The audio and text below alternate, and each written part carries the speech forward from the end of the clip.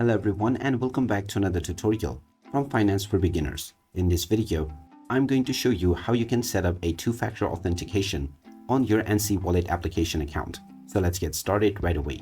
First of all, open up the NC Wallet app on your device. And after entering your PIN code, you will be logged into your account. Now from the home page, tap on the menu icon at the top left corner and then tap on Security.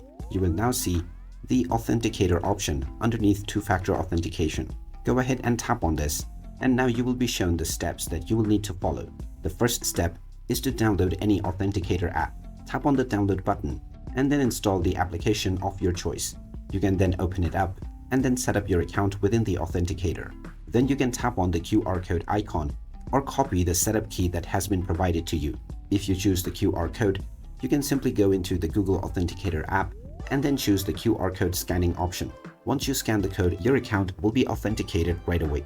If you copy the setup key, then within the Authenticator app, tap on the plus icon at the bottom right corner and then choose Enter a setup key.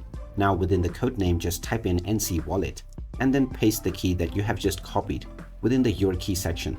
Then tap on the Add button and now you will find the verification code for NC Wallet within your Google Authenticator app. Tap on this code to copy it to your clipboard and then tap on Enter Code.